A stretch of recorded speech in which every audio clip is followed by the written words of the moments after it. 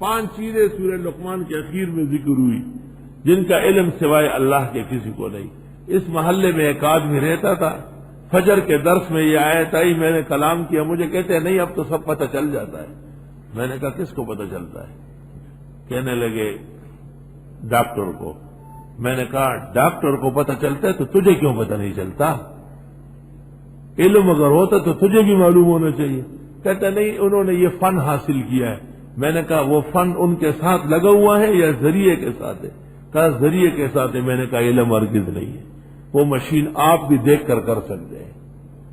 خدا کا کرنا یہ تھا، میرے پاس آیا، مجھے کہتا ہے آپ کو مبارک ہو، آپ کے بیٹے کا بیٹا ہونے والا ہے، شادی ہوئی تھی اس کی۔ میں نے کہا مبارک مبارک، مٹھائی لے آیا بڑا ڈبہ، سب کو کھلایا، پھر آیا کہ دعا کرے، بس الامام اسپتال میں داخلہ ہو گیا اور 2-4 دن میں فارغ ہو جائیں گے۔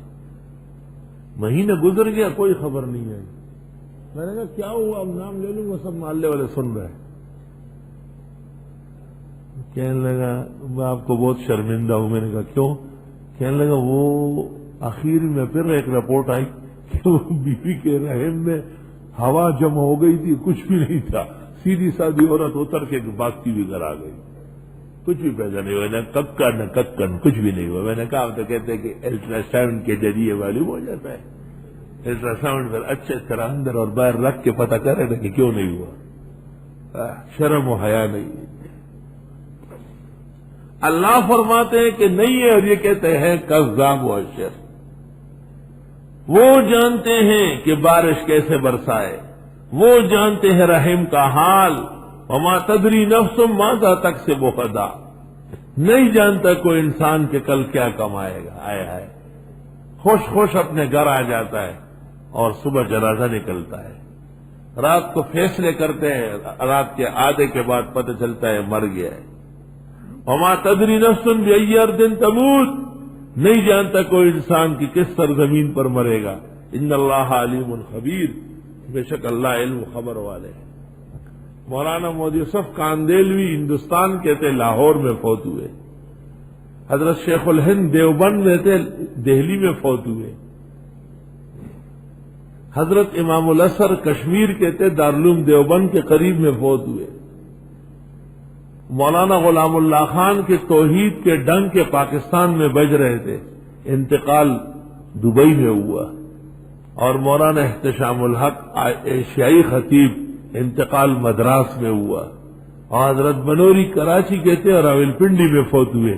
اور مفتی محمود پورے پاکستان کے مجتہد مطلق تھے اور کراچی میں انتقال کر گئے۔ وما تدری نفس بأی ارض تموت۔ اور وہ جو انگریز اور امریکہ کا ایجنٹ تھا، وہ امریکہ میں جا کے مرا ہے، اور نہیں جانتا کوئی بھی کہ کس سرزمین پہ مرے گا۔ ان اللہ علیم خبیر۔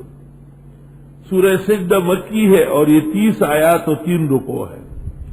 یہ سورہ لقمان کے آخری آیت کی تفسیر میں علامہ آلوسی نے بعض کمزور باتیں کہی ہے روح المعانی میں، لیکن 26ویں پارہ سورہ احقاف میں عرض کروں گا، انہوں نے پھر اس کا رد شروع کر لیا، اس کی عادت ہے۔ مثلا انہوں نے ایک بات کہی ہے کہ میرا یہ عقیدہ ہے کہ دنیا سے جانے سے پہلے پہلے تمام علوم پیغمبر کو دیے گئے۔ سوال یہ ہے کہ علم کی ضرورت تو امت کو ہے، وفات کے وقت علم دینے سے امت کو کیا ملے گا؟ یہ بات ہی غلط ہے۔ دوسری بات یہ کہ آپ کا یہ عقیدہ کس آیت پر موقوف ہے؟ عقیدہ پہلے آیت سے ثابت کرو تب منواؤ۔ اب حاصل کلام کا نکالو جو عمر بھر کام آئے، وہ یہ کہ علم کی 2 قسمیں ہیں۔ ایک کو کہتے ہیں تشریعات، شرائع کا علم۔ بلا شبہ امت محمدیہ کو قیامت تک جتنی ضرورت تھی بکمال نبی اکرم صلی اللہ علیہ وسلم کو عطا ہے، اس میں کوئی کلام نہیں ہے، اس پہ کلام نہ کرو۔ شرائع کا علم نبی کو مکمل حاصل ہوتا ہے۔ دوسرا علم ہے تکوینیات کا، عجائب المخلوقات کا، غرائب العادات کا، خوارق الساعات کا، اس کو کہتے ہیں علم التکوین۔ اس میں سے جتنا اللہ نے چاہا عطا فرمایا۔ اور اس کی نفی مسلم مطلق ہو رہی ہے کہ اس قسم کے کوئی علوم آپ کے پاس نہیں ہے۔ اب اگر آپ کو کوئی کہے کہ شریعت و تکوین کا فرق کر لو تو آپ اس طرح کہے کہ پیغمبر کو یہ علم دیا گیا کہ بکری حلال ہے، ٹھیک ہے، یہ بھی علم دیا گیا کہ اوداج اربع کٹ جائے تو حرام ہے ورنہ مردار ہے۔ پیغمبر کو یہ بھی پتا ہے کہ ہر حلال جانور میں 7 چیزیں حرام ہیں، یہ ٹھیک ہے نا، لیکن پیغمبر کو یہ جاننا ضروری ہے کہ بکری کے جسم پر کل بال کتنے ہیں،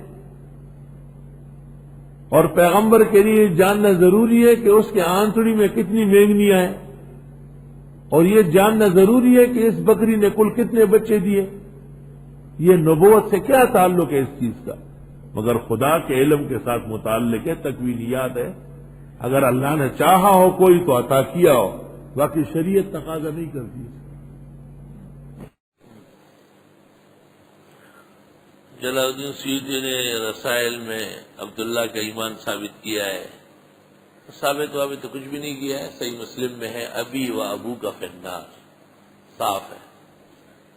البتہ امام اعظم کی طرف منسوب ہے کہ وہ کہا کرتے تھے کہ یہ لوگ مومنین فطرت تھے، یعنی موحدین فطرت، زمانے جاہلیت میں جو لوگ موحد رہے، عبد المطلب، عبداللہ، آمنہ، یہ سب موحدین فطرت ہے اور وہ ناجی ہیں۔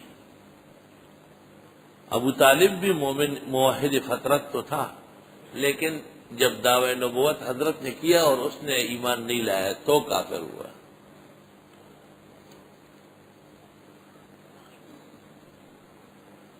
الناس كلهم هالكون الا العاملون والعالمون كلهم هالكون الا العيش، هذه خرافہ، حدیث الخرافہ۔